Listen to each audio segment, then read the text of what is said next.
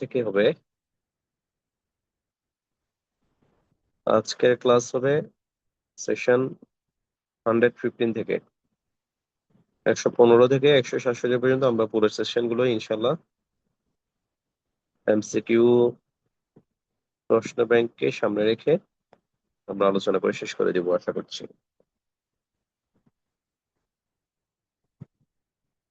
তো 115 থেকে 117 এই তিনটা ধারা হচ্ছে স্টপেল বা প্রতিবন্ধক বা স্বীকৃতির বাধাজনিত আলোচনা নিয়ে। এই তিনটা সেকশন মিলেই মূলত স্টপেলের ধারণাটা নিয়ে আলোচনা করেছে। এখানে স্টপেলের অর্থ হলো স্টপেল অর্থ প্রতিবন্ধক, স্বকার্যজনিত বাধা বা স্বীকৃতির বাধা। এই নীতির মূল কথা হলো কোনো ব্যক্তি যদি পূর্বে কোনো বিবৃতি প্রদান করে, পরবর্তীতে সেই ব্যক্তি উক্ত বিবৃতির সত্যতা অস্বীকার করতে পারবে না। অর্থাৎ আপনি যদি ইতপূর্বে কোনো একটা কথা বলে থাকেন, পরবর্তীতে সেই কথা থেকে আপনি সরে আসতে পারবেন না। এটা হচ্ছে স্টপেল নীতির মূল কথা। তো সেকশন 115 কি বলেছে আমরা একটু দেখি। সেকশন 115 বলেছে, যখন এক ব্যক্তি তার ঘোষণা, কাজ বা কাজে বিরতি দ্বারা স্বেচ্ছায় অন্য ব্যক্তিকে কিছু সত্য বলে বিশ্বাস করিয়েছেন বা বিশ্বাস করতে দিয়েছেন এবং সেই বিশ্বাসের ভিত্তিতে কাজ করতে দিয়েছেন, তখন তার নিজের অথবা এরূপ ব্যক্তি বা তাদের প্রতিনিধির মাধ্যমে কোনো মোকদ্দমায় বা কার্যধারায় সেই ব্যক্তি বা তার প্রতিনিধিকে ও বিষয়ের সত্যতা অস্বীকার করার অনুমতি দেওয়া হবে না। আমরা একটা উদাহরণ নিব। এ একজন ব্যক্তি, তিনি স্বেচ্ছায় এবং মিথ্যাভাবে অন্য একজন ব্যক্তি বি কে বিশ্বাস করায় যে এ কোন একটা জমির মালিক ছিল এবং সেই জমিটা ক্রয় করার জন্য বি কে সে প্রলুব্ধ করে।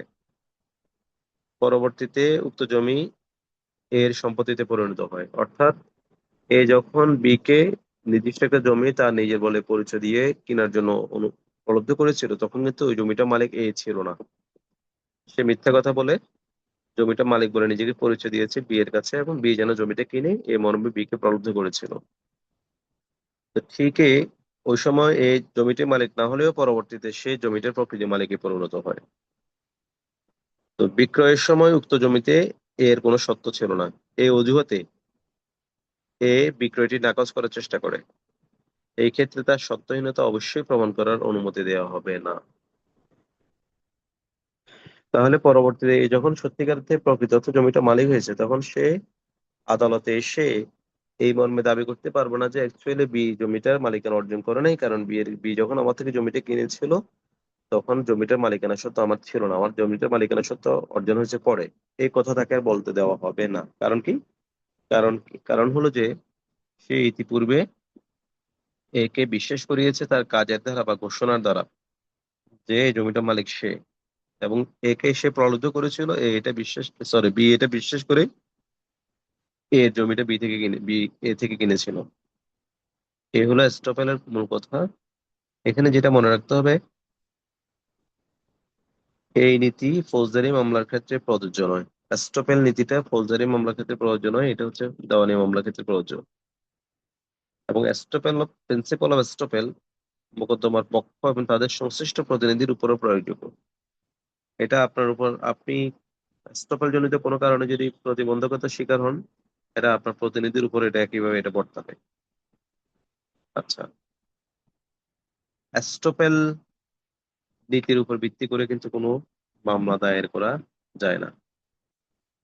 এছাড়াও সাক্ষ্য আইনের 115 ধারার এই নীতিটি ট্রান্সফার অফ প্রপার্টি একটি 43 ধারায় feeding the ground by the estoppel হিসেবে রয়েছে। একইভাবে এই কথাটা টিপি অ্যাক্ট, আমরা যেটাকে ট্রান্সফার অফ প্রপার্টি অ্যাক্ট বলি, সেখানে 43 ধারায়ও কিন্তু আলোচনা আসছে। আচ্ছা, এস্টোপেল বিভিন্ন প্রকার হতে পারে। Estoppel by record O judgement, অর্থাৎ নথি বা রায় দ্বারা প্রতিবন্ধক। দলিল দ্বারা এস্টোপেল হতে পারে। চুক্তিগত প্রতিবন্ধক হতে পারে। কাজ বা আচরণগত প্রতিবন্ধক হতে পারে। প্রতিশ্রুতিজ্ঞাপন প্রতিবন্ধক হতে পারে। মালিকানামূলক প্রতিবন্ধক হতে পারে। আর মাইনরের ক্ষেত্রে, নাবালকের ক্ষেত্রে কিন্তু এস্টপেল নীতি প্রযোজ্য নয়। তো এখানে আপনার বিগত সালে 2022 সালে প্রিন্সিপাল অফ এস্টপেলের উপর প্রশ্ন এসেছিল, নিম্নের কোনটি প্রিন্সিপাল অফ এস্টপেল সম্পর্কে সঠিক নয়? ক, এটি সংবিধিবদ্ধ আইনের বিরুদ্ধে কাজ করে না। খ, এটি আইনগত বিষয়ে প্রযোজ্য নয়। গ, এটির জন্য প্রতারণামূলক অভিপ্রায় আবশ্যক নয়। ঘ, এটি ব্যর্থবোধক হতে পারে। এটি সংবিধিবদ্ধ আইনের বিরুদ্ধে কাজ করে না, এটাই হচ্ছে উত্তর। আচ্ছা, ফিরিং দ্য গ্রান্ট বা এস্টপেল নীতিটি দ্য এভিডেন্স অ্যাক্ট 1872 কোন ধারার সাথে সম্পর্কিত? আমরা একটু আগে জানলাম। ফিরিং দ্য গ্রান্ট বা এস্টপেল নীতিটি দ্য এভিডেন্স অ্যাক্ট 1872 এর সেকশন 114, 115, 117, 118, উত্তর 115 এর সাথে সম্পর্কিত। এরপরে আমাদের পরবর্তী আলোচ্য বিষয় হচ্ছে 116 ধারা।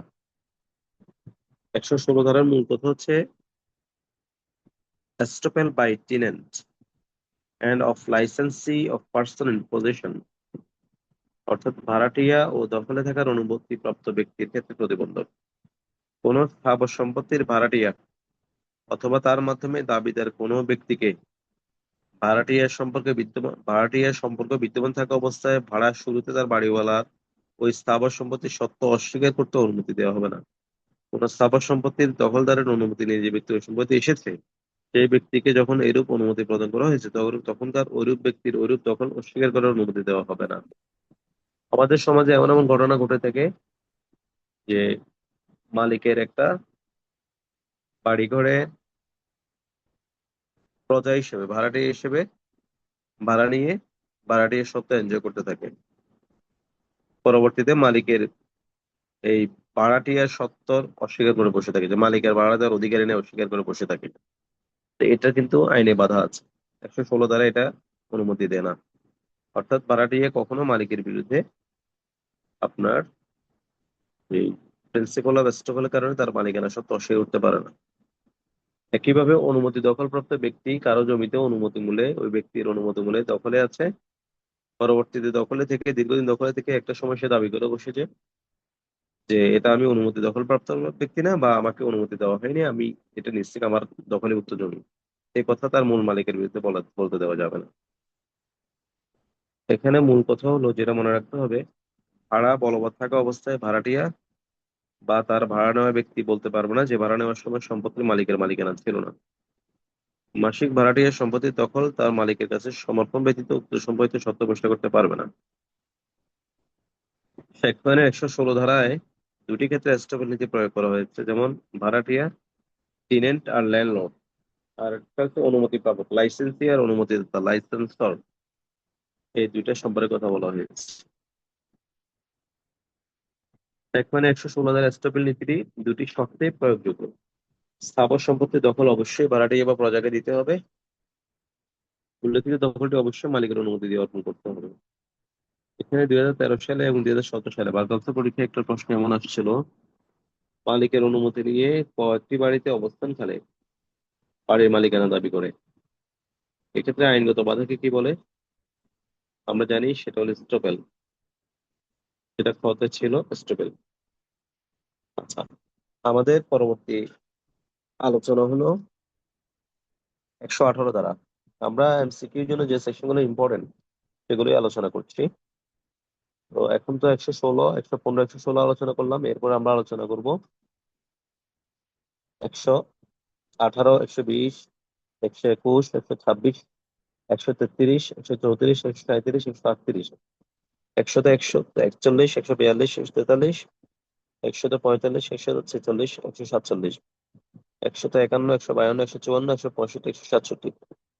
এই সেকশন গুলো ধারাবাহিক আলোচনার মাধ্যমেই আমরা আমাদের সেকশনে আলোচনা শেষ করবো ইনশাআল্লাহ। এখন হচ্ছে থেকে 118 ধারা। 118 ধারা থেকে 134 ধারা, সেকশন 118 থেকে 134 পর্যন্ত এই সেকশন গুলোতে সাক্ষ্যের প্রকৃতি, সাক্ষ্যের গুরুত্ব, সংখ্যাগত গুরুত্ব, কে সাক্ষী হতে পারে কে পারে না, এই বিষয়গুলো নিয়ে আলোচনা করা হয়েছে। তো আমাদের এখানে সকল সেকশন আমাদের জন্য ইম্পর্টেন্ট না। 118টা আমরা দেখবো। 118 বলেছে হু মে টেস্টিফাই, মানে যে সাক্ষ্য দিতে পারে। যে ব্যক্তি সাক্ষ্য প্রদানের যোগ্য, বলেছে সকল ব্যক্তি সাক্ষ্য প্রদানের যোগ্য যদি আদালত মনে না করেন যে কোনো ব্যক্তি অল্প বয়স, অতি বৃদ্ধ বয়স, দৈহিক বা মানসিক রোগ বা অনুরূপ অন্য কোনো কারণে তাদেরকে জিজ্ঞাসিত প্রশ্ন বুঝতে বা সেই প্রশ্নে যুক্তিসঙ্গত উত্তর দিতে তারা সক্ষম। আচ্ছা, এখানে মূল কথা হলো চারটি কারণে, চারটির কোনো একটি কারণে, অতি অল্প বয়স অথবা অতি অতি বৃদ্ধ বয়স, 3 নম্বর হলো দৈহিক বা মানসিক রোগ, অথবা এরূপ অন্য কোনো কারণে যদি কোনো ব্যক্তি তাকে যে প্রশ্নটা করা হয়েছে আদালত থেকে সেই প্রশ্নের মর্মার্থ বুঝতে ব্যর্থ হন অথবা যুক্তিসঙ্গত উত্তর দিতে ব্যর্থ হন, তাহলে তিনি সাক্ষ্য দিতে পারবেন না। এই ব্যক্তি ছাড়া, এই অক্ষম, এই মানের অক্ষম ব্যক্তি ছাড়া বাকি অন্য সকল ব্যক্তি সাক্ষ্য প্রদানের যোগ্য। এটা হচ্ছে 118 ধারা সাক্ষ্যের মূল কথা।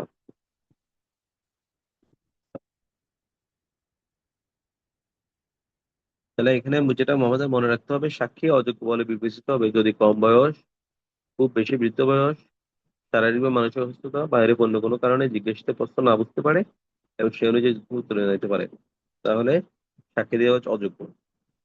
আচ্ছা, সাক্ষীর যোগ্যতা সম্বন্ধে বিষয়টা 118 থেকে 120 এবং 133 নং ধারায় উল্লেখ করা হয়েছে। আর সাক্ষীর সংখ্যাগত গুরুত্বের বিষয়ে 134 দ্বারা উল্লেখ করা হয়েছে। আর সাক্ষী সাক্ষ্য প্রদানের বাধ্যবাধকতা সম্পর্কিত বিষয়গুলো 121 থেকে 132 পর্যন্ত আলোচনা করা হয়েছে। আমরা প্রাসঙ্গিকভাবে এখানে 4টা প্রশ্ন দেখবো যেগুলো বিগত সালে আসছিল। 2020 সালের বার কাউন্সিল পরীক্ষা আসছিল, দ্য এভিডেন্স অ্যাক্ট 1872 অনুযায়ী কে সাক্ষ্য প্রদানের জন্য উপযুক্ত নয়? উপযুক্ত নয়। ক বোবা, খ অল্প বয়স্ক বুদ্ধিমান বালক, গ বার্ধক্যের কারণে প্রশ্ন বুঝতে অক্ষম, গ এমন বিকৃত মস্তিষ্ক ব্যক্তি যিনি প্রশ্ন বুঝতে উত্তরদানে সক্ষম। তো আমরা জানি সাক্ষ্য আইন অনুযায়ী সাক্ষ্য প্রদানের উপযুক্ত নয় বার্ধক্যের কারণে প্রশ্ন বুঝতে অক্ষম ব্যক্তি। বোবাও কিন্তু সাক্ষী দিতে পারে, খেয়াল করেন, সে বিষয়টা সামনে আসতেছে। অল্প বয়স্ক বুদ্ধিমান বালকও কিন্তু সাক্ষী দিতে পারবে। বয়স কখনো সাক্ষীর জন্য বাধা না। বাধা হচ্ছে দেখে আদালতে যে প্রশ্ন করবে সেই প্রশ্ন সে বুঝতে সক্ষম কিনা, আর প্রশ্নের উত্তরে সে যুক্তিসঙ্গত উত্তর দিতে পারছেন কিনা। যদি এই দুটি বাধা না থাকে তাহলে যে কোনো ব্যক্তি যে কোনো অবস্থায় সাক্ষী দিতে পারবে। সেই জন্য বার্ধক্যের কারণে প্রশ্ন বুঝতে অক্ষম এমন ব্যক্তি সাক্ষ্য প্রদান উপযুক্ত নয়, এটাই এটাই উত্তর। আচ্ছা, 2015 সালে প্রশ্ন আসছিল, সাক্ষ্য আইন অনুযায়ী একজন শিশু সাক্ষীর যোগ্যতা নির্ভর করে তার ক বোধ শক্তির উপর, খ লিঙ্গের উপর, গ ধর্মের উপর, ঘ জাতীয়তার উপর। আমরা জানি বোধ শক্তির উপর। শিশুর বোধ শক্তি যদি এমন হয় যে সে সাক্ষী তাকে জিজ্ঞাসিত প্রশ্নের মর্মার্থ সে বুঝতে সক্ষম এবং সে যুক্তি উত্তর দিতে সক্ষম হয়, তাহলে শিশু সাক্ষী দেওয়ার যোগ্য। 2022 সালে প্রশ্ন আসছিল বার কাউন্সিল পরীক্ষায়, সর্বনিম্ন কত বছর বয়সী শিশু আদালতে সাক্ষী হিসেবে সাক্ষী দিতে পারে? উত্তর 12, 16, 18, কোনো বয়স সীমা নেই। উত্তর হচ্ছে ঘ, কোনো বয়স সীমা নেই। আচ্ছা, 2022 সালে একটা প্রশ্ন এসেছিল, দ্য এভিডেন্স অ্যাক্ট 1872 অনুযায়ী সাক্ষী হিসেবে যোগ্যতার মানদণ্ড কি? ক শারীরিক সুস্থতা, খ জিজ্ঞাসিত প্রশ্ন বুঝতে উত্তর দিতে পারা, খ মোকদ্দমা সম্পর্কে জ্ঞান, খ প্রাপ্তবয়স্ক হওয়া। আমরা জানি জিজ্ঞাসিত প্রশ্ন বুঝতে উত্তর দিতে পারাটাই হচ্ছে সাক্ষী হওয়ার একমাত্র মানদণ্ড। উত্তর ছিল গ। আপনারা দেখছেন 118 ধারার উপরে কিন্তু অনেকগুলো প্রশ্ন ইতিপূর্বে এসেছে, বারবার এসেছে, তো এটা ইম্পর্টেন্ট। এরপর আমাদের জন্য পরবর্তী গুরুত্বপূর্ণ সেকশন হলো 119 ধারা, ডাম উইটনেস, বোবা সাক্ষী নিয়ে আলোচনা করা হয়েছে। যে সাক্ষী কথা বলতে অক্ষম তিনি তার বক্তব্য অন্য কোনোভাবে, অর্থাৎ লিখে বা ইশারা দ্বারা বুঝাতে পারেন এবং সেইভাবে প্রকাশ্য আদালতে সাক্ষ্য দিতে হবে। এভাবে সাক্ষ্য দিলে তা মৌখিক সাক্ষ্য বলে গণ্য হবে। অর্থাৎ 119 ধারার মূল কথা হচ্ছে বোবা ব্যক্তিও সাক্ষী দিতে পারবে যদি তিনি লিখে বা ইশারা দিয়ে আদালতে সাক্ষী দিতে পারেন, এবং আদালতে যদি তিনি এইভাবে সাক্ষী দিয়ে থাকেন তখন ওনার সাক্ষীটাকে মৌখিক সাক্ষী হিসেবে গণ্য করা হবে। আচ্ছা, এখানে বিগত সালে একটা প্রশ্ন এমন এসেছিল জুডিশিয়ারির 14তম জুডিশিয়ারিতে, কোন ব্যক্তি সাক্ষী হতে পারবেন, কোন ব্যক্তি না, কোন ব্যক্তি সাক্ষী হতে পারবেন? অপশন ছিল ফৌজদারি মামলার আসামির স্ত্রী, বিচার বুদ্ধিসম্পন্ন কিন্তু বোবা ব্যক্তি, গ অপরিণত বয়স্ক বুদ্ধিমান বালক, ঘ সকলেই। উত্তর ঘ সকলেই, সকলেই সাক্ষী দিতে পারবেন। টেকনিক্যাল প্রশ্ন করেছেন। এরপরে গুরুত্বপূর্ণ প্রশ্ন হলো আমাদের জন্য 120, সেকশন 120। দেওয়ানি মোকদ্দমার পক্ষগণ এবং তাদের স্ত্রীগণ বা স্বামীগণ ফৌজদারি মামলার বিচারাধীন ব্যক্তির স্বামী বা স্ত্রী। এটা হেডিং। এটা মূল কথা হলো সকল দেওয়ানি কার্যধারায় পক্ষগণ এবং কোন পক্ষের স্বামী বা স্ত্রী অবশ্যই যোগ্য সাক্ষী হবে। কোন ব্যক্তির বিরুদ্ধে ফৌজদারি কার্যধারায় সেই ব্যক্তির স্বামী বা স্ত্রী যোগ্য সাক্ষী। কোন ব্যক্তির বিরুদ্ধে ফৌজদারি কার্যধারায় সেই ব্যক্তির স্বামী বা স্ত্রী যোগ্য সাক্ষী হবেন। অর্থাৎ দেওয়ানি মামলায় বাদীর পক্ষে বা বাদীর বিপক্ষে বাদীর স্ত্রী সাক্ষী দিতে পারবেন বা বাদীর স্বামী সাক্ষী দিতে পারবেন। কিন্তু ফৌজদারি মামলায় কেবল বাদীর বিরুদ্ধে আসামির বিরুদ্ধে সাক্ষী দিতে পারবেন।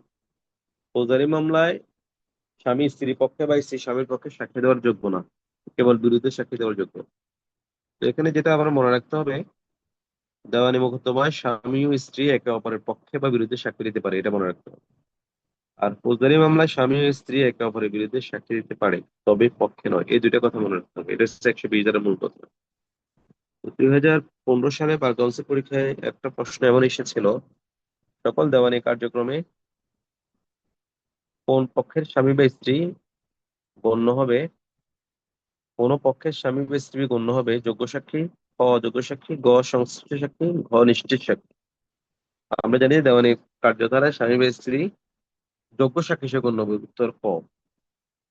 আচ্ছা, 2023 সালে বার কাউন্সিল পরীক্ষা এসেছিল দ্য এভিডেন্স অ্যাক্ট 1872 এর কোন ধারায় সাক্ষীর যোগ্যতা সম্পর্কে বলা হয়েছে? সেকশন 120, 101, 91, 107। আমরা জানি যে 120 ধারায় সাক্ষীর যোগ্যতা সম্পর্কে বলা হয়েছে।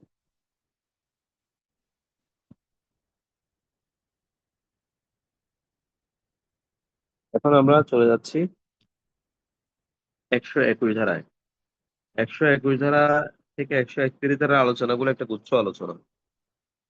এখানে মূল কথা হলো, একজন সাক্ষী সংশ্লিষ্ট মামলা সম্পর্কে তার জ্ঞাত সব বিষয় আদালতে প্রকাশ করতে এবং তার দখলী সকল কাগজপত্র দিয়ে আদালত দাখিল করতে বাধ্য। যে একজন সাক্ষী তিনি যেই হন, তিনি তার জ্ঞানে যত কিছু আছে তা আদালতে প্রকাশ করতে এবং তার দখলে যদি কোনো দলিল পত্র কাগজপত্র থাকে সেটা আদালত দাখিল করতে তিনি বাধ্য। এটা একটা সাধারণ নিয়ম। তবে এই নিয়মের ব্যতিক্রম আছে। এই নিয়মের ব্যতিক্রম গুলোই আলোচনা করা হয়েছে 121 থেকে 131 ধারা, 121 থেকে 131 ধারা। তো আমরা এখানে এই গুচ্ছ আলোচনা 131 থেকে 131 ধারার এই আপনার 11টা সেকশনের গুচ্ছ আলোচনা, সকল সেকশন আলোচনা করবো না, ইম্পর্টেন্ট একটু আলোচনা করবো। 121 ধারা আসছি। জজ ও ম্যাজিস্ট্রেট কোন, জাজ এন্ড ম্যাজিস্ট্রেট, কোন জজ ও ম্যাজিস্ট্রেট যে আদালতের অধীন, সে আদালতের বিশেষ আদেশ ব্যতীত কোন জজ বা ম্যাজিস্ট্রেট আদালতের তার নিজ আচরণ সম্পর্কে অথবা জজ বা ম্যাজিস্ট্রেট হিসেবে আদালত তার গোচরে এসেছে এমন কোনো বিষয় সম্পর্কে কোনো প্রশ্ন উত্তর দিতে বাধ্য হবেন না। কিন্তু উক্ত পদের কর্তব্য পালন করার সময় অন্যান্য যে সকল ঘটনা তার উপস্থিতি ঘটেছে সেগুলি সম্পর্কে তার সাক্ষ্য গ্রহণ করা যেতে পারে। এখানে যেটা মনে রাখতে হবে, জজ বা ম্যাজিস্ট্রেট নিম্নোক্ত দুইটি ক্ষেত্রে সাক্ষ্য দিতে বাধ্য নয়। জজ বা ম্যাজিস্ট্রেট হিসেবে তার নিজ আচরণ সম্পর্কে তিনি সাক্ষ্য দিতে বাধ্য নন। জজ বা ম্যাজিস্ট্রেট হিসেবে আদালত তার জ্ঞানের মধ্যে এসেছে এমন বিষয় সম্পর্কে সাক্ষ্য দিতে তিনি বাধ্য নন। আচ্ছা, আরো মনে রাখতে হবে, জজ বা ম্যাজিস্ট্রেট সাক্ষ্য দিতে পারেন। এক, জজ বা ম্যাজিস্ট্রেট যে আদালতের অধীন সে ঊর্ধ্বতন আদালত যদি বিশেষ আদেশ প্রদান করে তাহলে উল্লেখিত বিষয়ে তিনি সাক্ষ্য দিতে পারেন। জজ বা ম্যাজিস্ট্রেট হিসেবে কর্তব্য পালন করার সময় অন্যান্য যেসব ঘটনা তার উপস্থিতি ঘটেছে সেসব সম্পর্কে সাক্ষ্য দিতে পারেন। একজন সাক্ষী তার জ্ঞাত সব বিষয়ে আদালতে প্রকাশ করতে এবং তার দখলের সকল কাজ হতে আদালতে দাখিল করতে বাধ্য। এটি সাধারণ নিয়ম। কিন্তু আমাদের 121 ধারার নিয়মটা দেখছেন জজ বা ম্যাজিস্ট্রেট ক্ষেত্রে একটু ব্যতিক্রম হিসেবে আসছে। এনিওয়ে, বিগত সালে একটা প্রশ্ন এমন এসেছিল 2023 সালে বার কাউন্সিল পরীক্ষায়। দ্য এভিডেন্স অ্যাক্ট 1872 কোন ধারার মধ্যে বিচারক নিজ গোচরে আসা কোনো বিষয়ে ঊর্ধ্বতন আদালতের আদেশ ব্যতীত উত্তর দিতে বাধ্য নন? যেটা আমরা এইমাত্র জানলাম, সেকশন 121। উত্তর ছিল গ, এটা গ। আমাদের পরবর্তী ইম্পর্টেন্ট সেকশন হতে পারে 126 ধারা। 126 ধারাটা আমরা একটু দেখে নিব। তাও এটার উপর অতীতে কখনো কোনো প্রশ্ন আসে নাই। তো এটাকে 126 ধারা হেডিংটা হচ্ছে প্রফেশনাল কমিউনিকেশনস, পেশাগত যোগাযোগ। পেশাগত যোগাযোগ। এটার মূল কথা হলো কোনো অ্যাডভোকেট কোনো সময়ে তার মক্কেল কর্তৃক অ্যাডভোকেট হিসেবে নিযুক্ত হওয়া সময়ে ও উদ্দেশ্যে ওই মক্কেল কর্তৃক বা মক্কেলের পক্ষ হতে তার সাথে যোগাযোগের বিষয় মক্কেলের প্রত্যক্ষ অনুমতি ছাড়া প্রকাশ করতে পারেন না, বা অথবা তার পেশাগত নিযুক্তির সময়ে ও উদ্দেশ্যে মক্কেলের যেসব দলিল তার নিকট পরিচিত হয়েছে সেগুলোর বিষয়বস্তু বা অবস্থা বিষয়ে কোনো বিবৃতি দিতে পারেন না, অথবা তার নিযুক্ত হওয়ার সময়ে ও উদ্দেশ্যে মক্কেল যে পরামর্শ দিয়েছেন তা প্রকাশ করতে পারেন না। এই মক্কেলের সাথে অ্যাডভোকেটের একটা চরম আস্থার সম্পর্ক, একটা চুক্তিভুক্ত সম্পর্ক, এবং মানে এটা হচ্ছে রিলেশন অফ ফিডুশিয়ারি, চরম আস্থার সম্পর্ক। যেহেতু এটা চরম আস্থার সম্পর্ক, তো মক্কেলের সাথে অ্যাডভোকেট চুক্তিকালীন সময়ে মক্কেল অনেক কথাই অ্যাডভোকেট সাহেবকে বলবে, বা মক্কেলের অনেক গুরুত্বপূর্ণ দলিল কিন্তু অ্যাডভোকেট সাহেব দেখার সুযোগ হবে। তাহলে এই দলিলগুলো সম্পর্কে অথবা মক্কেল অ্যাডভোকেট সাহেবকে যা বলেছে এই তো কোনো বিষয় অ্যাডভোকেট সাহেব কখনো প্রকাশ করতে পারবেন না, এই কথা বলেছে। অথবা তাদের উকিল মক্কেলের সম্পর্ক থাকাকালীন সময় উকিল মক্কেলকে কি পরামর্শ দিয়েছে এই বিষয়ে উকিলকে কোথাও কোনো প্রশ্ন জিজ্ঞাসা করা যাবে না। এটা হচ্ছে 126 ধারার মূল কথা।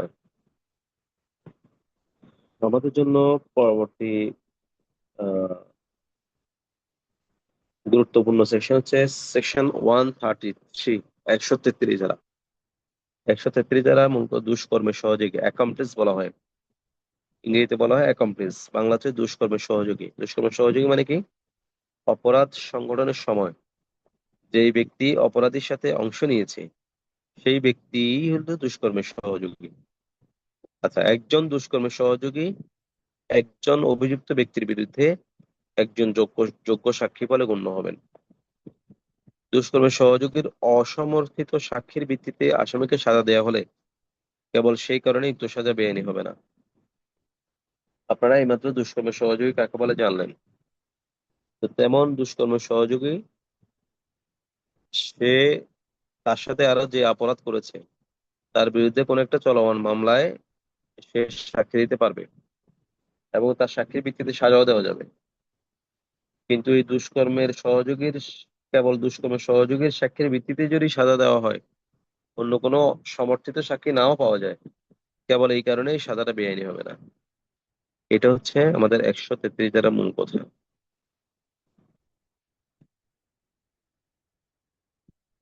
এখানে বিগত সালে প্রশ্ন এসেছিল 2015 সালে বার কাউন্সিল পরীক্ষায়, একজন দুষ্কর্মের সহযোগী যোগ্য সাক্ষী হইবেন।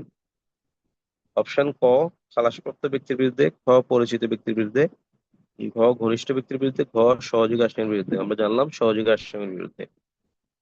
আচ্ছা, ধারা 114 খ ধারা অনুযায়ী দুষ্কর্মে সহযোগী সাক্ষ্য সমর্থিত হওয়া প্রয়োজন।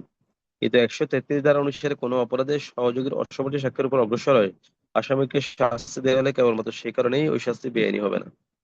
114 খ আর 133 এই দুইটা ধারার মূলত একসাথে পড়লে বোঝা যায় যে এটা বিচারকদের প্রতি একটা নির্দেশনা যে দুষ্কর্মের সহযোগীর ভিত্তিতে কাউকে সাজা দেওয়ার ক্ষেত্রে যেন সাবধানতা অবলম্বন করা হয়। এটা হচ্ছে মূল কথা। আচ্ছা, 13তম জুডিশিয়ারিতে একটা প্রশ্ন আসছিল, দ্য এভিডেন্স অ্যাক্ট 1872 এর কত ধারায় an accomplice shall be a competent witness against an accused person সংক্রান্ত বিধানটি বর্ণিত আছে? তো আমরা এইমাত্র জানলাম এটা হচ্ছে সেকশন 133। এই প্রশ্নটা জুডিশিয়ারিতে এসেছিল। আমাদের জন্য পরবর্তী গুরুত্বপূর্ণ সেকশন হলো 134, সেকশন 134।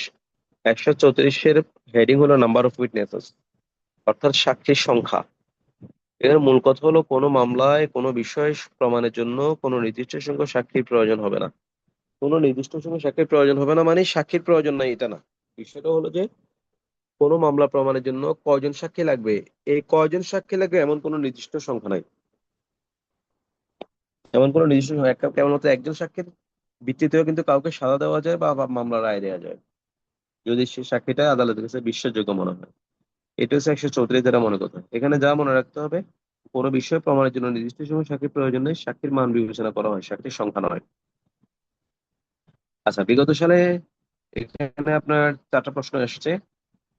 4টা প্রশ্নের মধ্যে দুইটা জুডিশিয়ারি, দুইটা বার কাউন্সিলের।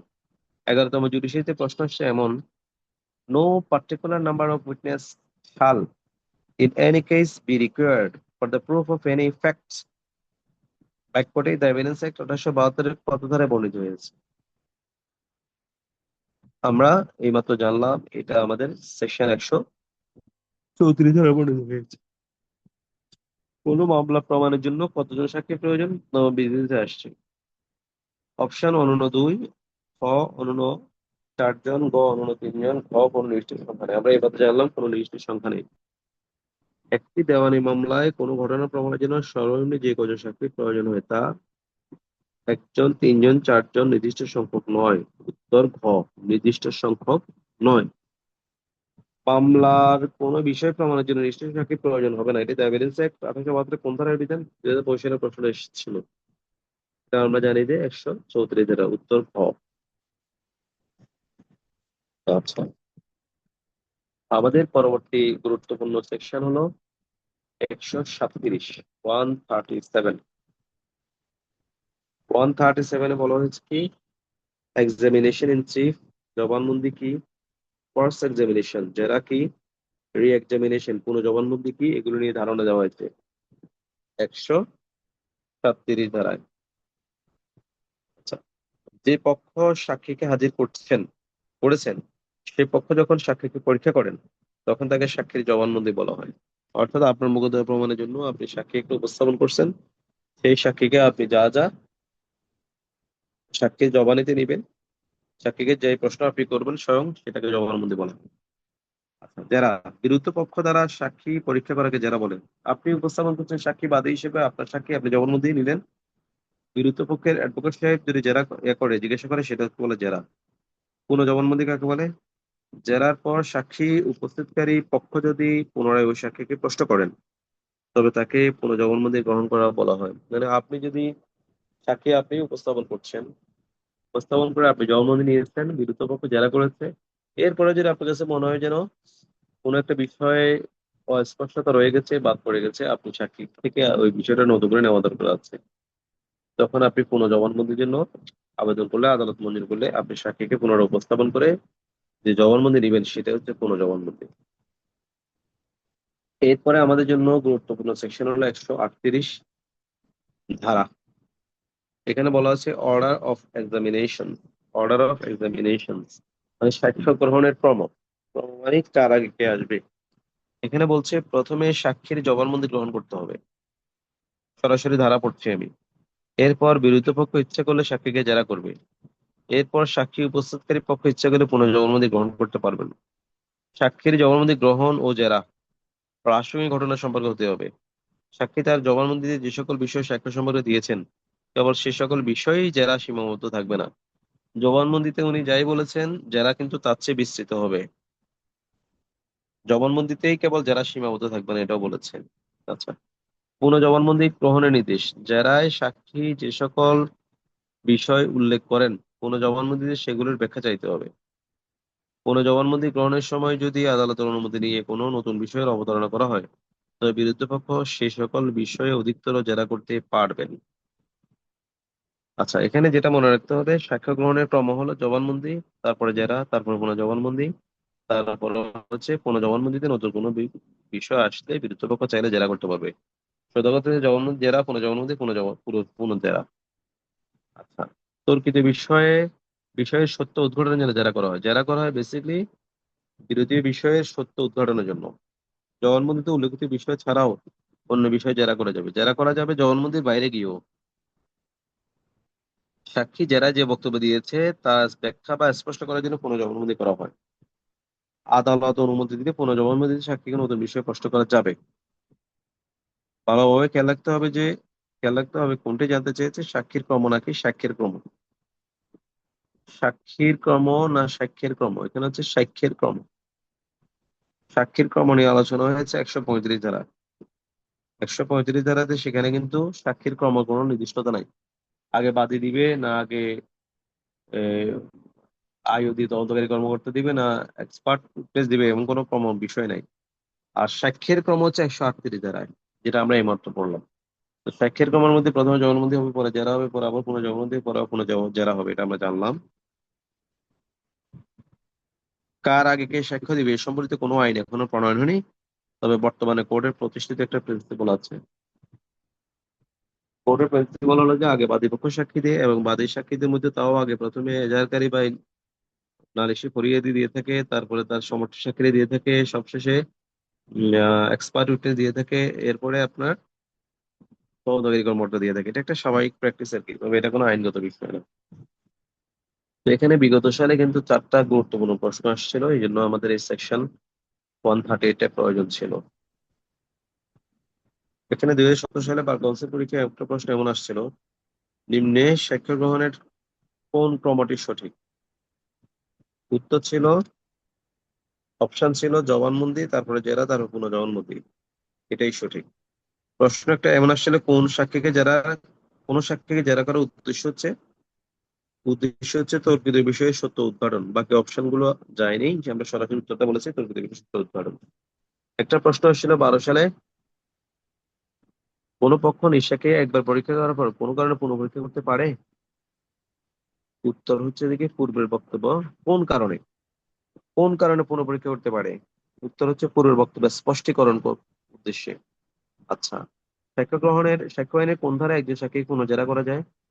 আমরা জানি 138 ধারায়। এরপরে আমাদের জন্য গুরুত্বপূর্ণ প্রশ্ন হচ্ছে 141, সেকশন 141। 141 হচ্ছে যে লিডিং কোশ্চেন্স। লিডিং কোশ্চেন্স মানে ইঙ্গিতবাহী প্রশ্ন। আচ্ছা, এটা কি জিনিস? এটা হলো চরিত এটা হলো প্রশ্নকারী প্রশ্নের যে উত্তর আশা বা ইচ্ছা করেন, প্রশ্নের মধ্যেই তার ইঙ্গিত দেওয়া হলে তাকে ইঙ্গিতবাহী প্রশ্ন বা লিডিং কোশ্চেন বলা হয়। আমি আবার বলছি, প্রশ্নকারী প্রশ্নের যে উত্তর আশা বা ইচ্ছা করেন, প্রশ্নের মধ্যেই তার ইঙ্গিত দেওয়া হলে তাকে ইঙ্গিতবাহী প্রশ্ন বলা হয়। সাধারণত যারা ইঙ্গিতবাহী প্রশ্ন করা হয়, আপনারা এটা মনে রাখবেন। বিরুদ্ধ পক্ষের আইনজীবী জেরাতে ইঙ্গিতবাহী প্রশ্ন করেন, যাতে করে উনি সাক্ষীকে সংক্ষিপ্ত প্রশ্ন করে, যে প্রশ্ন সাক্ষী বলেছে যে আহ, মামলার ঘটনার সময় ঘটনাস্থলে তিনি ঠিক 5 মিনিট পূর্বে আসছেন। তো ওনাকে ইঙ্গিতবাহী প্রশ্ন করা হয় জেরাতে, যে আপনি তো ঘটনাস্থলে, ঘটনা সংঘটিত হওয়ার ঠিক 10 মিনিট পরে ঘটনাস্থলে উপস্থিত হয়েছেন, তাই না? তার মানে উনি যদি হ্যাঁ বলে উত্তর তো হয়ে গেল, মানে ওনার প্রশ্নের মধ্যে উত্তরটা হয়ে গেল। এটাকে বলা হয় ইঙ্গিতবাহী প্রশ্ন। তো এমন ইঙ্গিতবাহী প্রশ্ন কিন্তু জেরাতে করা যায়, জবানবন্দিতে করা যায় না। আচ্ছা, এরপর আমাদের জন্য গুরুত্বপূর্ণ সেকশন হলো যে 142 জেরা, when they must not be asked, যখন ইঙ্গিতপূর্ণ প্রশ্ন করা যাবে না। বিরুদ্ধ পক্ষ যদি আপত্তি করেন, তবে জবানবন্দি ও পুনঃ জবানবন্দি গ্রহণকালে আদালতের অনুমতি ব্যতীত ইঙ্গিতবাহী প্রশ্ন করা যায় না। যে সকল বিষয় ভূমিকামূলক অথবা অবিতর্কিত, অথবা যেসব বিষয় পূর্বেই যথেষ্ট প্রমাণিত হয়েছে বলে আদালত মনে করেন, সে সকল বিষয়ে আদালত অবশ্যই ইঙ্গিতবাহী প্রশ্ন করার অনুমতি দিবেন। 42 ধারায় কখন কে ইঙ্গিতবাহী প্রশ্ন করতে পারে না পারে সে বিষয়ে আলোচনা করেছে। এরপরে হলো আমাদের পরবর্তী গুরুত্বপূর্ণ ধারা হচ্ছে 143, when they must be asked, কখন ইঙ্গিতবাহী প্রশ্ন করা যেতে পারে? জেরাতে ইঙ্গিতবাহী প্রশ্ন করা যেতে পারে, আমি আগে বলেছি। আচ্ছা, এখানে এখন আমাদের যেটা মনে রাখতে হবে, 141, 142, 143 ধারা, এই 3টা ধারাকে সামনে রেখে আমাদের যেটা মনে রাখতে হবে যে লিডিং কোশ্চেন করা যাবে, বিরুদ্ধ পক্ষ আপত্তি না করলে করা যাবে, আদালতের অনুমতি দিলে জবানবন্দি পুনঃ জবানবন্দি লিডিং কোশ্চেন করা যাবে, জেরায় আইনগতভাবে লিডিং কোশ্চেন করা যাবে। লিডিং কোশ্চেন করা যাবে না, এক, বিরুদ্ধ পক্ষ আপত্তি দিলে লিডিং কোশ্চেন করা যাবে না। দুই, তখন আদালত অনুমতি না দিলে জবানবন্দি পুনঃ জবানবন্দির সময় লিডিং কোশ্চেন করা যাবে না। যে সকল যেসব বিষয়ে আদালতের অবশ্যই লিডিং কোশ্চেন করার অনুমতি প্রদান করবে, আদালত লিডিং কোশ্চেন করার অনুমতি প্রদান করবে, সেটা হলো পরিচয়মূলক বিষয়, ইন্টারোগেটরি ম্যাটারসে লিডিং কোশ্চেন করতে পারবেন। অবিতর্কিত বিষয়, আনডিসপিউটেড ম্যাটারসে আদালত লিডিং কোশ্চেন করার অনুমতি দিবেন। আর যে বিষয়টি যথেষ্টভাবে প্রমাণিত ইতিপূর্বেই, সেসব বিষয়ে লিডিং কোশ্চেন করতেই পারে। এগুলো মনে রাখার বিষয় আর কি। তো এখানে আমরা বিগত সালে আসছিল গুরুত্বপূর্ণ 7টি প্রশ্ন আসছিল। 7টি প্রশ্ন, অষ্টম বিজিএস একটা প্রশ্ন আসছিল এমন, লিডিং কোশ্চেন বলতে নিচে কোনটিকে বোঝাবে? আমি সরাসরি উত্তরটা নিচ্ছি, যে প্রশ্নের মধ্যেই উত্তর বলা থাকে সেটাই লিডিং কোশ্চেন। আচ্ছা, 2020 সালে বার কাউন্সিল পরীক্ষা আসছিল, কোন বিষয়ে আদালত ইঙ্গিতবাহী প্রশ্ন জিজ্ঞাসা করার অনুমতি দিতে পারে? কোন বিষয়ে?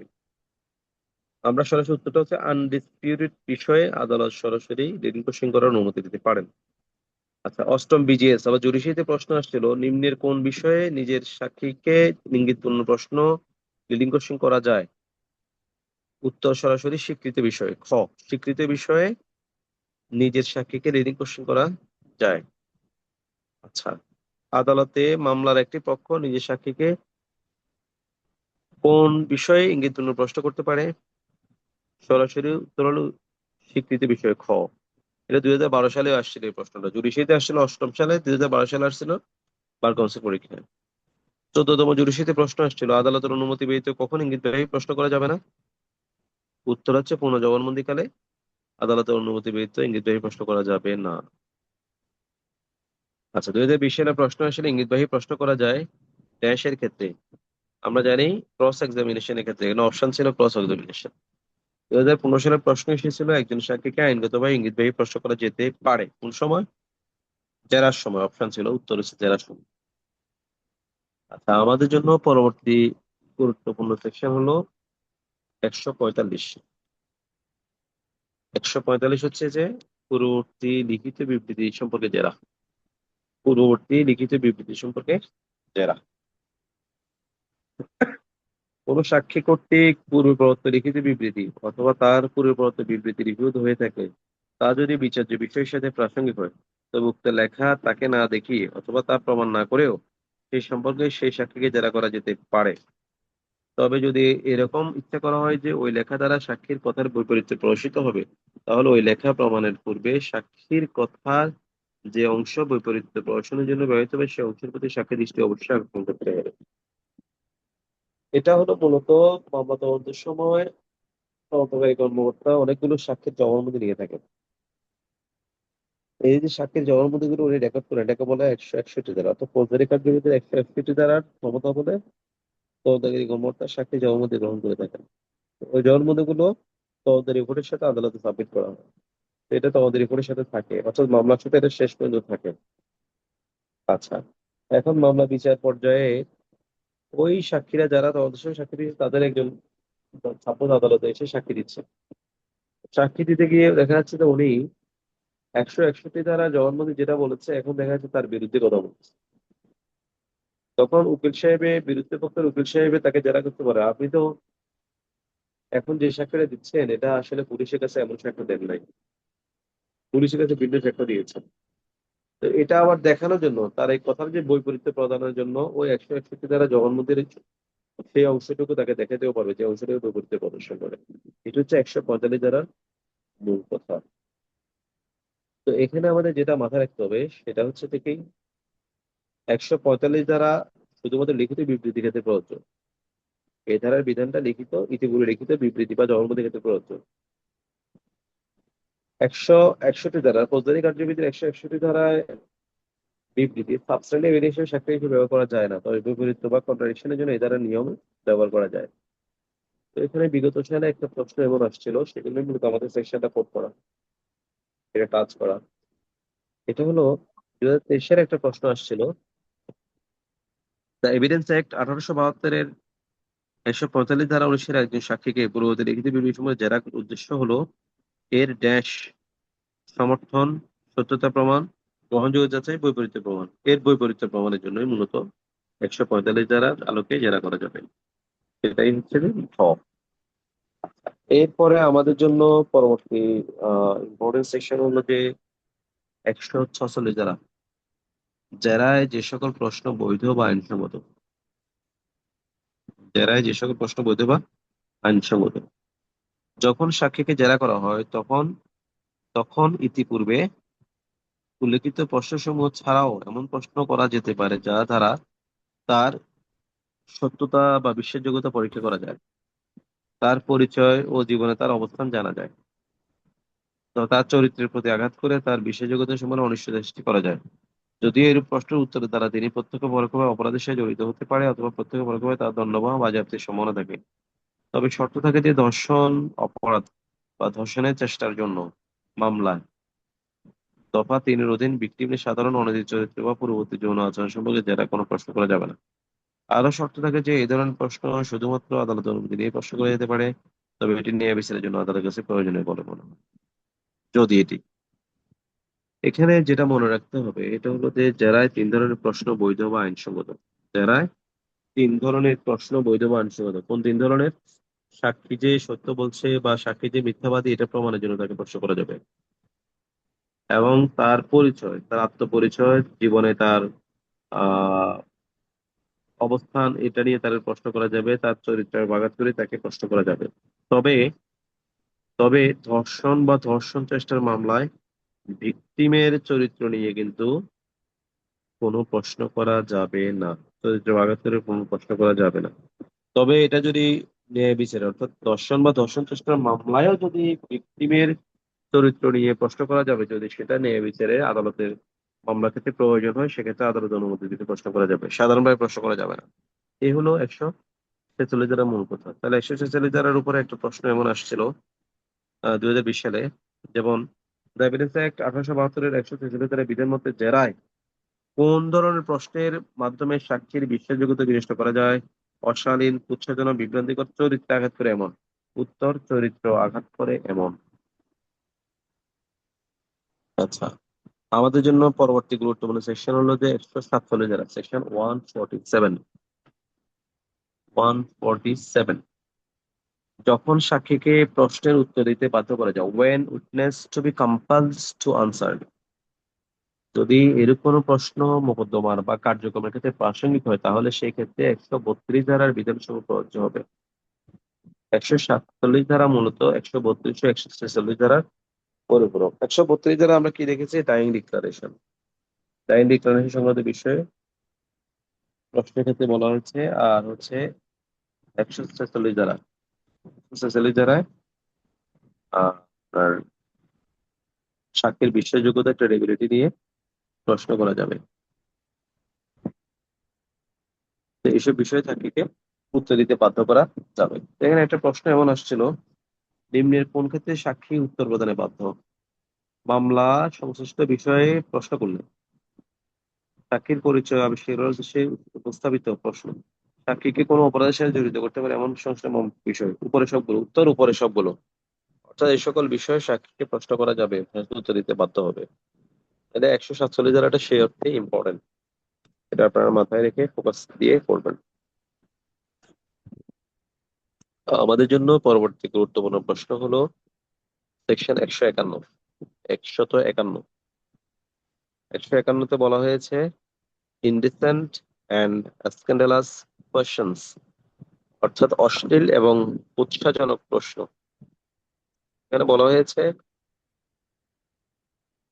অশ্লীল ও উৎসাহজনক প্রশ্ন বা অনুসন্ধানের কিছুটা গুরুত্ব থাকলেও তা আদালত নিশ্চিত করতে পারে, তবে নিম্নোক্ত ক্ষেত্রে এরূপ প্রশ্ন করা যাবে যদি প্রশ্নটি সরাসরি বিচার্য বিষয়ের সাথে সম্পর্কিত হয়। মানে সরাসরি বিচার্য বিষয়ের সাথে যদি সম্পর্কিত হয়, তাহলে অশ্লীল ও উৎসাহজনক প্রশ্ন কিন্তু করা যাবে আদালতের অনুমতির সাপেক্ষে। প্রশ্নটি এমন বিষয়ের সাথে জড়িত যা বিচার্য বিষয়ের অস্তিত্ব নির্ধারণের জন্য জরুরি। যদি এমন হয় যে বিচার্য বিষয়ের অস্তিত্ব নির্ধারণের জন্য জরুরি হয়, তাহলে অশ্লীল আর উৎসাহজনক প্রশ্ন করা যাবে, সাধারণত করা যাবে না। তো এই জন্য এখানে একটা প্রশ্ন এমন আসছিল দশম বিজিএস এ, দশম জুডিশিয়ারিতে একটা প্রশ্ন আসছে এমন, দ্য এভিডেন্স অ্যাক্ট 1872-এর কত ধারা মতে অশালীন ও উৎসাহজনক প্রশ্ন করা যায় না স্বাভাবিকভাবে? তো সেটা হচ্ছে 151 ধারা, আমরা যেটা পড়লাম, অপশন ছিল 151 ধারা। আচ্ছা, এখন পরবর্তী গুরুত্বপূর্ণ ধারা হলো 152 ধারা, অপমান বা উত্ত্যক্ত করার উদ্দেশ্যে প্রশ্ন, questions intended to insult or annoy. যদি কোনো প্রশ্ন সাক্ষীকে অপমান বা উত্ত্যক্ত করার উদ্দেশ্যে করা হয়েছে বলে আদালতের প্রতীয়মান হয়, অথবা প্রশ্নটি সঠিক হলেও অথবা অযথা আক্রমণাত্মক ভঙ্গিতে করা হয়েছে বলে যদি আদালতের প্রতীয়মান হয়, তাহলে আদালতের এই প্রশ্ন অবশ্যই নিষিদ্ধ করবেন। অনেক সময় বিরোধী পক্ষের আইনজীবীরা সাক্ষীকে নাজেহাল করে, কিভাবে অপমান করে, উত্ত্যক্ত করে, নাজেহাল করতে থাকে। তো এটা আদালতের কাছে যদি এটা মনে হয় যে এটা অপমানজনক, এটা উত্ত্যক্ত করার উদ্দেশ্যে প্রশ্ন করা হচ্ছে, তাহলে আদালত সেই প্রশ্ন নিষিদ্ধ করে দিবেন। বা প্রশ্ন ঠিক আছে কিন্তু আক্রমণাত্মক, অত্যাধিক আক্রমণাত্মক ভঙ্গিতে করা হচ্ছে, তাহলে সেক্ষেত্রে আদালত ওই প্রশ্ন নিষিদ্ধ করে দিবেন।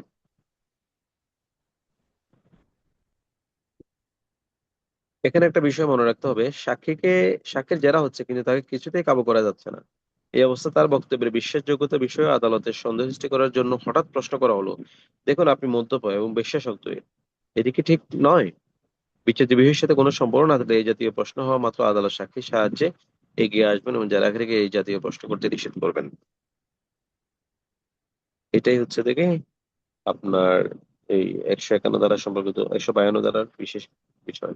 তো বিগত সালে উম, আহ, প্রশ্ন আসছে এরকম: সাক্ষীকে বিরক্তি উদ্রেককারী প্রশ্ন করা হতে কে নিষেধ করতে পারেন? সাক্ষী নিজেই, আইনজীবী, আদালত, উপরের সকলেই? উত্তর: আদালত। তো ছিল ক। আচ্ছা, আমাদের পরবর্তী সেকশন হলো 154। 154 ধারা: কোন পক্ষ কর্তৃক নিজের সাক্ষীকে প্রশ্ন করা। Question by party to his own witness. যে পক্ষ সাক্ষী উপস্থাপন করেন তিনি যদি সাক্ষীকে এমন কোনো প্রশ্ন জিজ্ঞাসা করতে চান যা বিরুদ্ধ পক্ষ সাক্ষীকে জেরা করার সময় জিজ্ঞাসা করতে পারে, তখন আদালত তার সুবিবেচনা ওই পক্ষকে সেই প্রশ্ন জিজ্ঞাসা করার অনুমতি দিতে পারেন। আচ্ছা, আপনার উপস্থাপিত সাক্ষীকে আপনিও কিন্তু আপনার প্রশ্ন করতে পারেন। হ্যাঁ, প্রশ্ন করে সেই বিষয়টা নিতে পারেন, এটা আদালতের অনুমতি সাপেক্ষে আপনি নিতেই পারেন। 154 ধারার বক্তব্য অনুযায়ী বিরুদ্ধ পক্ষ জেরায় যেসব প্রশ্ন করতে পারে সেসব প্রশ্ন যদি কোনো পক্ষ নিজের সাক্ষীকে করার অনুমতি চায়, আদালত তা করার অনুমতি দিতে পারে। এর সাক্ষীকে বৈরী বা প্রতিকূল সাক্ষী বলে। আমরা যেটাকে বলে হোস্টাইল উইটনেস, শত্রু সাক্ষী বা প্রতিকূল সাক্ষী বা বৈরী সাক্ষী বলি। অর্থাৎ সাক্ষ্য আইনে 154 ধারার অধীন নিঃসাক্ষীকে জেরা করা যায়, এটা হচ্ছে বৈরী সাক্ষীর ক্ষেত্রে। এর ক্ষেত্রে আদালত অনুমতি নেওয়া বাধ্যতামূলক, আর আদালত অনুমতি দিবে কিনা তা আদালতের বিবেচনামূলক ক্ষমতা। এখানে বিগত সালে কিন্তু 5টা প্রশ্ন আসছে, ইম্পর্টেন্ট। সেজন্য 154 ধারার বিষয়টা গুরুত্ব দিয়ে পড়তে হবে। প্রথম প্রশ্ন হলো 2017 সালে এসেছিল, সাক্ষ্য আইনের কোন ধারা মতে মামলা কোনো পক্ষ তার নিজের সাক্ষীকে জেরা করতে পারে? এটা আমরা জানি 154 ধারা, উত্তর খ। পরবর্তী প্রশ্ন 2015 সালে এসেছিল বার কাউন্সিলে, সাক্ষ্য আইনের কোন ধারা বলে একজন সাক্ষীকে বৈরী ঘোষণা করা যেতে পারে? তাও একই অবস্থা, 154 ধারা। 2022 সালে বার কাউন্সিল পরীক্ষা আসছিল, দ্য এভিডেন্স অ্যাক্ট 1872 কোন ধারা বৈরী সাক্ষী সম্বলিত? ওই খালি ধারা নিয়ে আসছে, 154 ধারা। উত্তর গ। 2023 সালে প্রশ্ন আসছে, নিঃসাক্ষীকে ইঙ্গিতবাহী প্রশ্ন করা যাবে না, এই নীতির ব্যতিক্রম দ্য এভিডেন্স অ্যাক্টের 1872 কোন ধারা বর্ণিত আছে? আমরা জানি যে সেটা 154 ধারা, উত্তর খ। কোন সাক্ষীকে মামলা উপপক্ষ জেরা করতে পারে? আমরা জানি বৈরী ঘোষিত সাক্ষীকে মামলার উপপক্ষ জেরা করতে পারে। এনিওয়ে, আমাদের পরবর্তী গুরুত্বপূর্ণ সেকশন হলো 165। আমরা একেবারে শেষ প্রান্তের দিকে। 165। আচ্ছা, 165 165 এর আগে আমরা আরেকটা সেকশন নিব, 159, যেটা প্রশ্ন আসছিল বিগত সালে। 159, 159 রিফ্রেশিং মেমোরি বলা হয়, স্মৃতি পুনরুজ্জীবিত করা। রিফ্রেশিং মেমোরি সেটা কেমন? সেটা হচ্ছে কোনো সাক্ষী সাক্ষ্য প্রদানের সময় তার স্মৃতি পুনরুজ্জীবিত করার উদ্দেশ্যে যে ঘটনা সম্পর্কে তাকে প্রশ্ন করা হচ্ছে সেই ঘটনার সময় বা নিকটবর্তী কোনো সময় তার নিজের লেখা এমন কিছু দেখে নিতে পারে যাতে আদালত মনে করতে পারে যে তা লেখার সময় ঘটনাটি তার স্মৃতিতে সম্পূর্ণ জাগ্রত ছিল। অর্থাৎ সাক্ষ্য প্রদানের সময় কোনো সাক্ষী কোনো লেখা দ্বারা তার স্মৃতি পুনরুজ্জীবিত করতে পারে। এটি নিজের বা অন্যের লেখা হতে পারে। মূল লেখা দেখে স্মৃতি পুনরুজ্জীবিত করা যায়। মূল দলিলের মাধ্যমে সাক্ষীর স্মৃতি পুনরুজ্জীবিত করতে পারে। উক্ত মূল দলিল উপস্থাপন না করার যথেষ্ট কারণসমূহ আদালত সদস্য করতে পারে। সেক্ষেত্রে আদালত অনুমতি দিতে সাক্ষী দলিলের নকল দেখে স্মৃতি পুনরুজ্জীবিত করতে পারে। একজন বিশেষজ্ঞ তার পেশা সম্বলিত প্রকৃত বই দেখে স্মৃতি পুনরুজ্জীবিত করতে পারেন। অর্থাৎ আদালতে এসে অনেক সময় ভুল ধারণা করে লয়ারেরা যে কোনো সাক্ষী তার জবানবন্দি যেটা লেখা হয়েছে বা সে যেটা দলিল বিষয় যেটা তার লেখা আছে বা সমসাময়িক আর একটা সাদৃশ্যমূলক বিষয় এটা দেখে আহ আরো 10 বছর আগে সে কি দেখেছিল, কি বলেছিল, এগুলো মনে করার চেষ্টা করে। এটাকে বলে রিফ্রেশিং মেমোরি। এটা করার অনুমতি কিন্তু আছে, সাক্ষ্য আইনে বিধান আছে, কিন্তু লয়ারেরা মনে করে যে এটা নাই। এটা অনেক সময় এটা নিয়ে তারা আপত্তি তুলে, কিন্তু এটা আপত্তি তুলাটা সঙ্গত না। তো এখানে আপনার 2000 সরি 15তম জুডিশিতে একটা প্রশ্ন আসছিল, দ্য এভিডেন্স অ্যাক্ট 1872 কোন ধারা অনুযায়ী একজন সাক্ষী নিজে লিখিত তথ্য দেখে আদালত জবানবন্দি দিতে পারেন? এটাই হলো 159 ধারা, উত্তর ছিল ঘ। তো আমাদের পরবর্তী সেকশন 165। 165 হলো বিচারক কর্তৃক প্রশ্ন জিজ্ঞাসা করার অথবা কিছু দাখিল করার আদেশ দানের ক্ষমতা। এটা বিচারকের ক্ষমতা, এম্পাল পাওয়ার। জাজেস power to put questions or order production. প্রাসঙ্গিক ঘটনা আবিষ্কার বা প্রমাণ সংগ্রহের জন্য বিচারক যে কোনো সময় যে কোনো সাক্ষীকে বা পক্ষগণকে যে কোনো প্রাসঙ্গিক বা অপ্রাসঙ্গিক ঘটনার সময় যে কোনো প্রশ্ন করতে পারেন। এবং যে কোনো দলিল বা বস্তু হাজির করতে আদেশ দিতে পারেন। এটা হচ্ছে আইনের বিধান। এখানে যেটা মনে রাখতে হবে, এই প্রশ্ন বা আদেশ সম্পর্কে পক্ষগণ বা তাদের প্রতিনিধিগণ কোনো আপত্তি করতে পারবে না।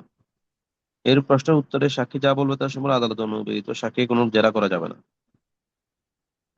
এই আইন অনুযায়ী প্রাসঙ্গিক এবং যথাযথভাবে প্রমাণিত বিষয়ের উপর ভিত্তি করে রায় ঘোষণা করতে হবে। আচ্ছা, তাহলে 165 ধারার মূল বক্তব্যটা আমরা জানলাম। 165 ধারার উপর তিনটা প্রশ্ন অতীতে আসছিল। তিনটা প্রশ্ন আসছিল। তিনটা প্রশ্ন হলো, সাক্ষ্য আইনের কোন ধারার প্রদত্ত ক্ষমতা হলে বিচারক কোনো সাক্ষীকে কোনো প্রশ্ন করতে পারে? সেটা আমরা জানলাম 165 ধারা। উত্তর ছিল গ। এভিডেন্স অ্যাক্ট 1872 কোন ধারার প্রদত্ত ক্ষমতা হলে বিচারক কোনো সাক্ষীকে প্রশ্ন করতে পারেন? একই প্রশ্ন। এটা ছিল গ 165। এটা আসছিল 2020 সালে বার কাউন্সিল পরীক্ষায়। আর 2025 সালে প্রশ্ন আসছে এমন, বিচারক কর্তৃক সাক্ষীকে জিজ্ঞাসিত প্রশ্নের বিষয়ে জেরা ড্যাশ জেরা আদালতের অনুমতি ক্রমে করা যায়। এটাই ছিল অপশন। সরাসরি উত্তরটা বলে দিলাম। আমাদের লাস্ট সেকশন সেটা হলো, অসঙ্গতভাবে সাক্ষ্য গ্রহণ বা প্রত্যাখ্যান করা হলে তার জন্য নতুন করে বিচার হবে না। 167 দ্বারা লাস্ট সেকশন। এই লাস্ট সেকশনটাই একটা একটা চ্যাপ্টার। একটা মাত্র সেকশন নিয়ে কিন্তু একটা চ্যাপ্টার। 167 ধারা। No new trial for improper admission ও রিজেকশন অফ এভিডেন্স।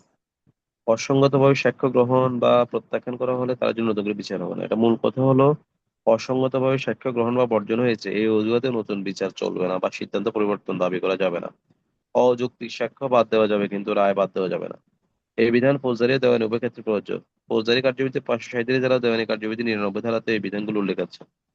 অসঙ্গতভাবে বা অনুপযুক্ত উপায়ে সাক্ষ্য গ্রহণ বা প্রত্যাখ্যান করার জন্য মামলা কোনো পক্ষ ক্ষতিগ্রস্ত না হলেই 167 ধারা বিধান প্রয়োগ করা যায়, ক্ষতিগ্রস্ত হলে নয়। অর্থাৎ অসঙ্গতভাবে বা অনুপযুক্ত উপায়ে সাক্ষ্য গ্রহণ করা হলে বা সাক্ষ্যকে প্রত্যাখ্যান করা হলে যদি কোনো পক্ষ ক্ষতিগ্রস্ত না হয়, তাহলে ওই বিচারটা যথাযথ বিচার বলে গণ্য হবে। যদি ক্ষতিগ্রস্ত হয় তাহলে কিন্তু ভিন্ন কথা। তো এখানে বিগত সালে একটা প্রশ্ন আসছিল, সেই জন্য আমাদের এই সেকশনটা ইম্পর্টেন্ট। সেটা হলো, no new trial for improper admission or rejection of evidence. The evidences 1872 এই বিধান প্রযোজ্য হচ্ছে কিসের জন্য? সকল বিচারিক কার্যধারায়। ক কেবল ফৌজদারি কার্যধারায়। গ প্রশাসনিক কার্যধারায়। ঘ কেবল দেওয়ানি কার্যধারায়। উত্তর হচ্ছে সকল বিচারিক কার্যধারার জন্য 167 ধারাটা প্রযোজ্য। এনিওয়ে, আলহামদুলিল্লাহ, এরই মাধ্যমে আমরা আমাদের এই সাক্ষ্য আইনের এমসিকিউ পরীক্ষাকে সামনে রেখে গুরুত্বপূর্ণ সেকশন গুলোকে টাচ দেওয়া হলো। আজকের এই আলোচনার উপর আপনাদের কারো কোনো প্রশ্ন আছে কিনা? আমরা এখন প্রশ্ন নিব থাকলে।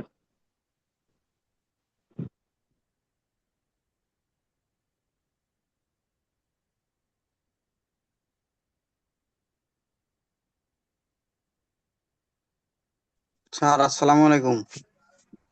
জি, ওয়ালাইকুম সালাম।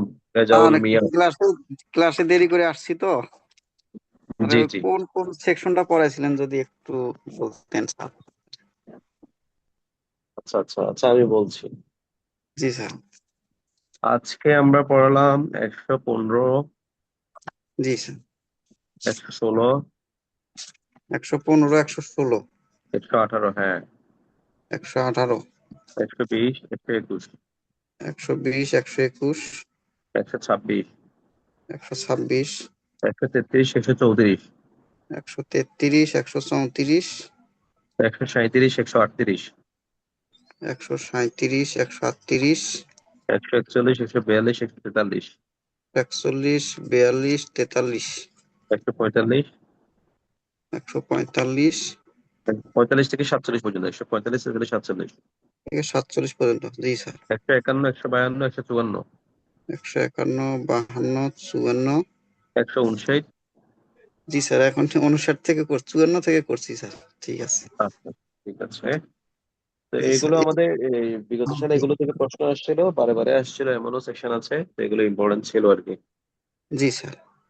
তো এরই মাধ্যমে আমাদের এভিডেন্স এক্টের এমসিকিউ পরীক্ষায় সামনে রেখে আমাদের আলোচনা শেষ হলো। আপনাদের কারো কোনো প্রশ্ন আছে?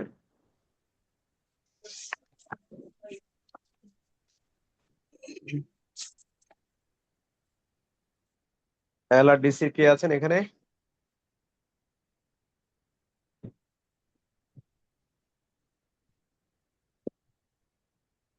এলআরডিসির এখানে কেউ আছেন?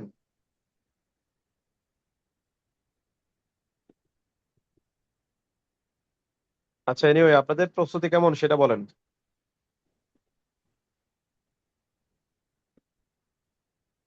এভিডেন্স অ্যাক্ট আমরা যেভাবে পড়িয়েছি, খুব দুর্বোধ্য বা কঠিন মনে হয়নি তো?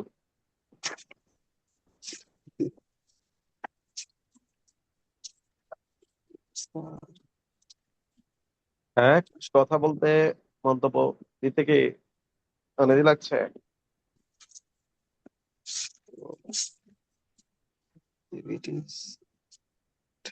না স্যার, সহজ মনে হয়েছে।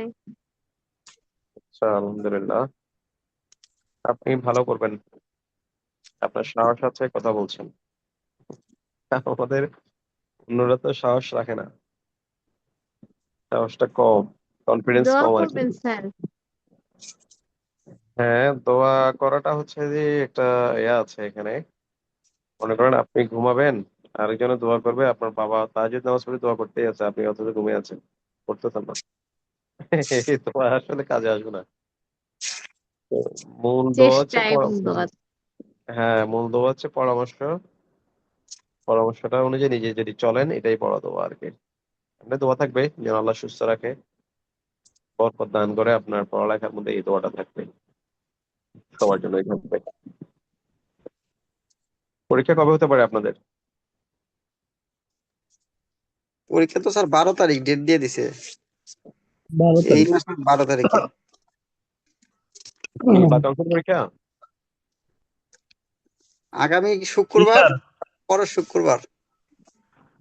বারো আচ্ছা, তারিখে এই মাসে। আচ্ছা, তাহলে তো ভালো। গরম গরম আপনারা পরীক্ষা দিতে পারবেন, মানে আলোচনাও শেষ, মাথায়ও কাজ করবে। আমাদের এই রকমই দরকার স্যার। হ্যাঁ হ্যাঁ, এরকমই ভালো। এবারে আল্লাহ, রিফ্রেশ থাকতে পরীক্ষা হয়ে যাওয়াটা ভালো। গরম গরম। যাই হোক, আপনাদের এই আর কোনো প্রশ্ন আছে কিনা? না থাকলে আমরা রেখে দিব। ঠিক আছে স্যার, আমরা পড়াশোনা করি। তো যাক, আলহামদুলিল্লাহ, আপনারা পড়বেন, মনোযোগ দিয়ে পড়বেন। আমরা চেষ্টা করেছি সবগুলো বিষয়ে, গুরুত্বপূর্ণ সবগুলো বিষয়ে আলোচনা করতে। তারপরে পড়ালেখা হচ্ছে নিজের কাছে। হম, এই জন্য হ্যালো। বলে যে, জি হ্যালো, বলছেন কে বলেন? জি, 167 ধারায় দুইটা ধারার রেফারেন্স দিয়েছেন ভাই, দুইটা ধারায় কোনটা কোনটা একটু বলবেন? 67 দ্বারা দুইটা দ্বারা রেফারেন্স দিয়েছি। জি জি। আচ্ছা, এটা হলো যে ফৌজদারি কার্যবিধির 537 ধারায় এই বিষয়টা আলোচনা আছে, আর দেওয়ানি কার্যবিধির 99 ধারায়। দেওয়ানি। জি, পেয়েছেন? জি। Great. তো সবাই মনোযোগ দিয়ে পড়বেন, ইনশাল্লাহ ভালো করবেন, শতভাগ যেন প্রিলিমিনারিতে আপনি কোয়ালিফাই করেন, এটাই দোয়া থাকলো। স্যারের আর পরিচয়টা তো জানলাম না স্যার, আমি তো শেষ মুহূর্তে এসে জয়েন করলাম। আমার পরিচয়, আচ্ছা, আমার পরিচয় দেওয়া হয়নি না। আমার আমি জানি পরিচয় নাই, হলো, অন্য কেউ শুনছে কিনা কইতে পারি না। যাই হোক, আমি ওই অ্যাকচুয়ালি একদিন ক্লাস নিয়েছিলাম, এরপর নেওয়ার সুযোগ হয়নি। অ্যাকচুয়ালি ক্লাস নেওয়ার মধ্যে থেকে কেউ আছেন নাকি এখানে? আসি স্যার। আচ্ছা, আপনাদের কাছে পরিচয়টা স্পষ্ট, তারপর সবার জন্য বলি। আমার নাম হচ্ছে মোহাম্মদ নুরুল আফসার। আমি বাংলাদেশ জুডিশিয়ারির, এটাকে আমরা বলি থার্ড বিজিএস এর সদস্য। বর্তমানে আমি ঢাকাতে আছি অতিরিক্ত জেলা ও দায়রা জজ হিসেবে। ঢাকা জজ কোর্টে কর্মরত অতিরিক্ত জেলা ও দায়রা জজ হিসেবে। এই আর জি কিছু তো, স্যার। কিছু তো প্রয়োজন নাই না? জি না স্যার, তা আমাদের জন্য দোয়া করুন স্যার। হ্যাঁ, অবশ্যই দোয়া থাকলো, আপনারাও আমাদের জন্য দোয়া করবেন। আর যদি আপনাদের কোনো হক কোনোভাবে নষ্ট হয়ে থাকে আমার দ্বারা, আমি তো জানি না এক্স্যাক্টলি, মানে জ্ঞাতসারে কোনো হক নষ্ট করি না, হক জ্ঞাতসারে হয়ে যেতে পারে, আপনারা মাফ করে দিবেন। জি স্যার। ঠিক আছে? ঠিক আছে? কারো কোনো না না মনের মধ্যে কারো কোনো প্রশ্ন আছে, আপত্তি আছে, দুঃখ আছে? স্যার দুঃখ এসব আছে কি বলেন? ঠিকই। আপনার প্রতি পুরো আমাদের ক্লাসটা পাইলে ভালো হতো, পুরো ক্লাসটা আমি পাই নাই। আমি জার্নিতে ছিলাম, জার্নি থেকে এসে তারপরে ক্লাসে অ্যাটেন্ড করলাম। আচ্ছা আচ্ছা আচ্ছা, আলহামদুলিল্লাহ। মানে আশা করি আমার প্রতি কারো কোনো মনোকষ্ট নাই। স্যার এসব কি বলেন স্যার? আপনি আমাদের জন্য দোয়া করবেন। না স্যার। যাক, আলহামদুলিল্লাহ। আর এই বললাম তো, হকের বিষয়টা খুব সেন্সিটিভ আর কি। তো আপনাদের যদি কোনো হক বেহক হয়ে থাকে আমাকে মাফ করে দিবেন। আমি আপনার জন্য দোয়া করি, আল্লাহ সবাইকে কামিয়াবি দান করুন। আমিন। তো আমিন। আজকে তাহলে এই পর্যন্তই। আল্লাহ হাফিজ, জি স্যার। ফি আমানিল্লাহ। আল্লাহ হাফেজ। আসসালামু আলাইকুম রহমতুল্লাহ। সুবহানাকাল্লাহুম্মা ওয়া বিহামদিক, আশহাদু আল্লা ইলাহা ইল্লা আনতা, আস্তাগফিরুকা ওয়া আতুবু ইলাইক।